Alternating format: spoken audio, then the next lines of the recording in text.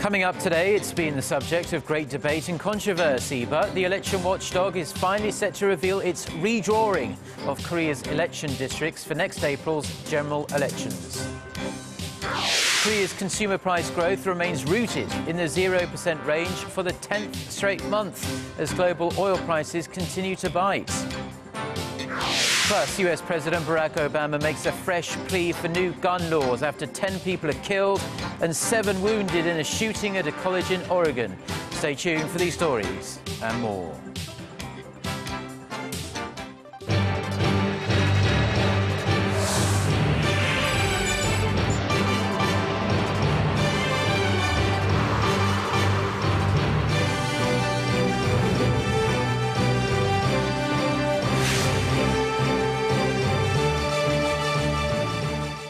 Hello, it's noon on Friday, the 2nd of October. You're tuned in to our midday newscast here on Arirang TV. Thank you for joining us. I'm Mark Broome. And we start this afternoon with the literal changing of the political landscape here in Korea. The National Election Commission will announce the number of local election districts that will be up for grabs in next April's parliamentary elections. The Commission's redistricting committee will hold a general meeting in a couple of hours to announce its decision and the new look electoral map. What we know is that the number of districts will be at least 244, but no more than 249. The move comes as Korea's main rival parties remain at odds over the number of constituencies to be merged or scrapped altogether. The committee plans to submit a final proposal to Parliament by October 13th. Now, under the plan, the number of districts in metropolitan areas is expected to go up. It will likely decrease for provincial regions due to a steady drop in the rural population. The last patient in Korea diagnosed with Middle East Respiratory Syndrome, or MERS as it's otherwise known, has been released from hospital. The Health Ministry says the 35-year-old patient tested negative for the virus in 2 rounds of testing on Wednesday and Thursday. Korea will officially declare an end to the MERS outbreak on October 29th to follow WHO standards to give 28 days after the last person diagnosed shows a complete recovery. Since the country reported its first MERS case on May 20th, the virus infected 186 people, killing 36 of them. North Korea has told the United Nations that its development of space-related technology is its legitimate right as a sovereign state. The defiant statement comes as concerns linger. The North could be gearing up for a long-range rocket launch soon. Hyundai has the details. The development of space-related technology for peaceful purposes is a legitimate right of a sovereign state. Our nuclear tests are self-defense measures to cope with the hostile policy and nuclear threat posed by the United States. That was the main message North Korea sent to world leaders at the UN General Assembly on Thursday local time, making it clear that North Korea will forge ahead with its space and nuclear development. The foreign minister reiterated that Pyongyang is determined to protect its dignity by firmly responding to unjust acts against it. Lee also mentioned that there are more than 10 nations worldwide that send satellites into space, but the UN Security Council has illegally passed a resolution that forbids North Korea doing the same. He also said the current armistice agreement should be replaced with a peace treaty, and the U.S. should play a role in the process. We strongly believe the best way to secure peace and security on the Korean peninsula is to replace the armistice agreement with a peace treaty. This would redress the abnormal relations between North Korea and the UN. The minister's speech comes as speculation rises that North Korea will launch a rocket around October 10th to mark the 70th anniversary of the founding of its Workers' Party. However, a growing number of experts say a launch would likely happen after the 10th, as no significant activity has been spotted at the North's launch site. Experts say it'll take North Korea at least 10 days to prepare for a launch. 한다은, 아리랑 뉴스. Now, Russia has carried out airstrikes against targets in Syria for a second straight day. Moscow's defense ministry says 4 Islamic State targets near the city of Idlib and the settlement of Hama were destroyed on Thursday. Russia also admitted that it is targeting other rebel groups in Syria to help President Bashar al-Assad's armed forces in what it called their weak spots. The United States and Russia have been holding talks in New York on how their militaries can operate in Syrian airspace without getting in each other's way.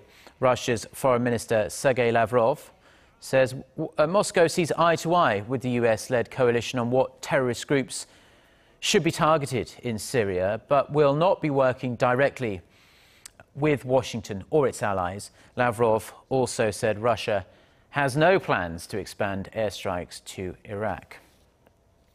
The United States is in mourning again after yet another senseless mass shooting, this time at a community college in Oregon. US President Barack Obama has sent his condolences to the victims and their families, but lashed out at those who continue to oppose limits on gun ownership. Isuan has more. On Thursday, in the usually peaceful city of Roseburg, Oregon, USA, chaos ensued.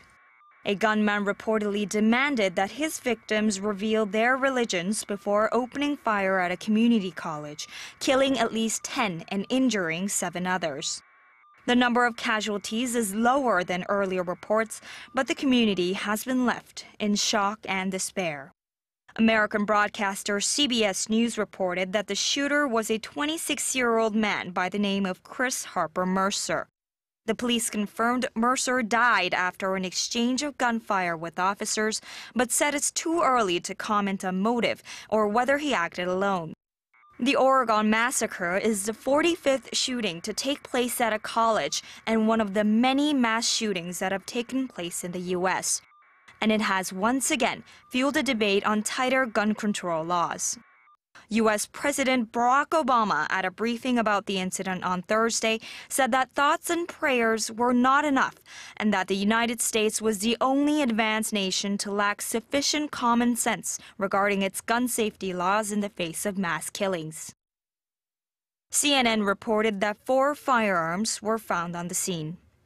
According to Reuters, survivors of the rampage have been transported away from the campus, while the injured are being treated in a nearby hospital, including 3 in critical condition.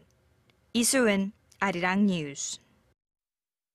Now, for the first time ever, Korean automakers Hyundai Motor and Kia Motors have ranked second in luxury sedan sales in the US for the month of August.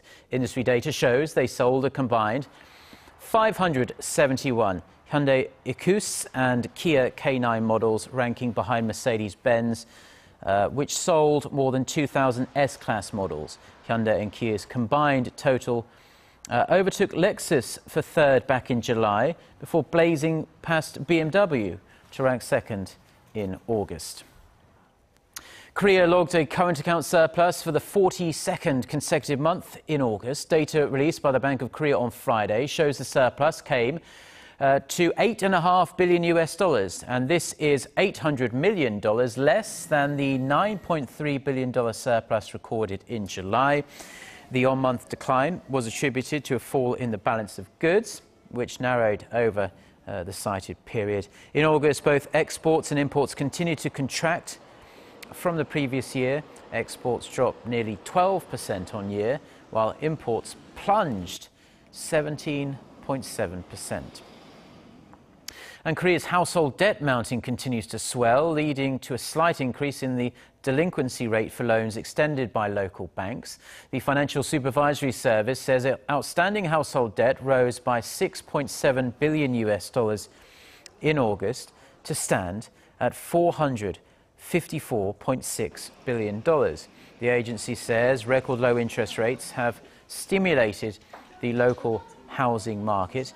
The average delinquency rate was at 0.76% as of the end of August, up a 0.07 percentage point from a month earlier. And Korea's consumer price growth remained stuck in the 0% range for the 10th consecutive month in September, due in large part to continuing low oil prices. Kwon-swa reports. At 110.04, Korea's consumer price index rose by 0.6% in September from the same month a year ago. According to Statistics Korea Friday, it's the 10th straight month the country has posted negative growth since December's 0.8% rise, keeping concerns alive that the nation is on a deflationary track. Low global oil prices are seen as the main culprit of sluggish growth in domestic prices. Oil product prices plummeted almost 19% on year, influencing gas, electricity and water prices, which fell to almost 10%. However, Statistics Korea says oil prices have had more of an impact on domestic inflation rates in the first half of the year. Because global oil prices began to plunge significantly in the fourth quarter of last year, we're seeing an improvement in consumer prices in the second half of this year as a base effect is appearing. And when it comes to core inflation, prices that exclude the oil and food sectors, a growth of 2.1% was posted in September, remaining the same as August. Service prices rose similarly by 2% on year due to higher public transportation fees, and the housing market saw increases as well. The Ministry of Strategy and Finance said Thursday the government will closely monitor global oil prices and weather conditions for the remainder of the year and focus on managing prices closely related to daily spending such as food, energy, medical services, education and housing.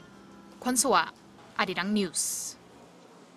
Now, Korea's largest annual army festival has kicked off in the central city of Gyeoryong.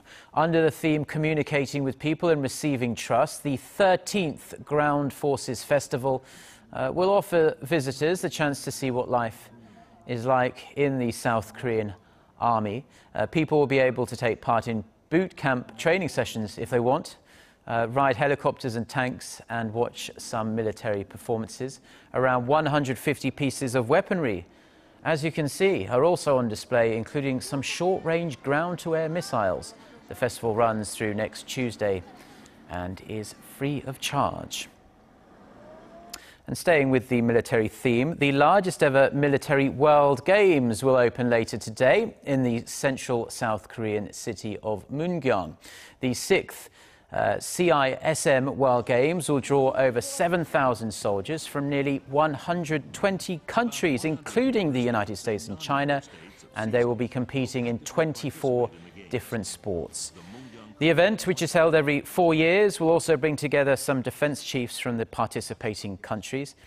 Now, North Korea joined the CISM back in 1993, but will not be taking part in this year's event. An air show by South Korea's flight display team, the Black Eagles, will open the 10-day-long event at 5:30 p.m.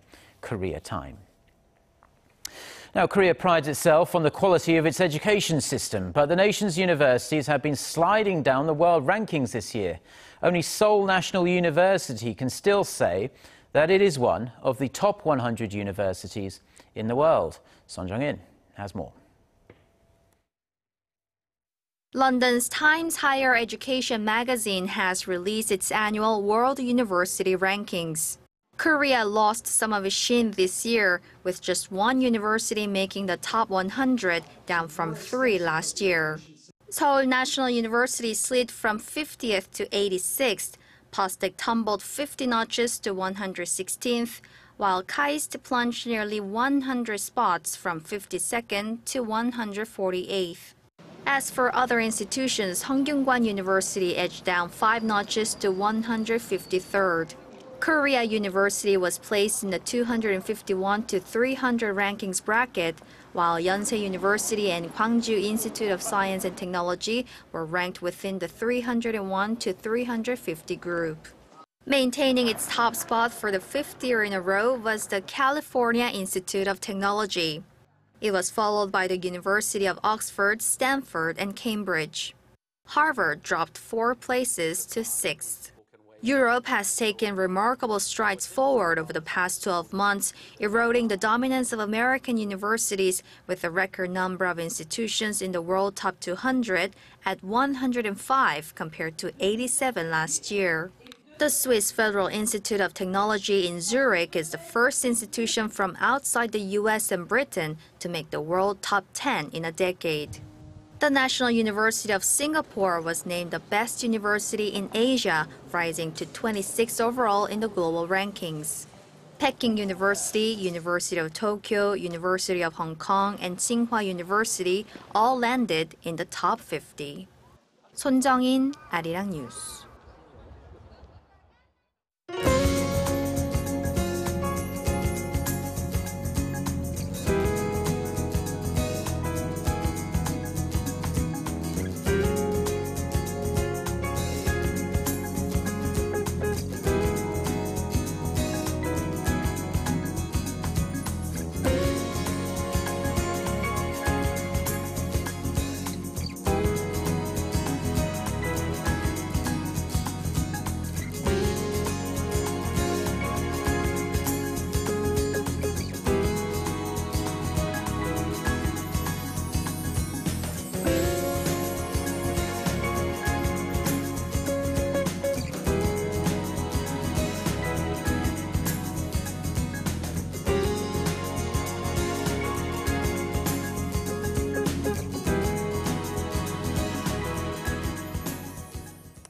Well, those are stories we've been following on this Friday afternoon here in Seoul. For more of the latest, don't forget to check out our website, arirang.com/news.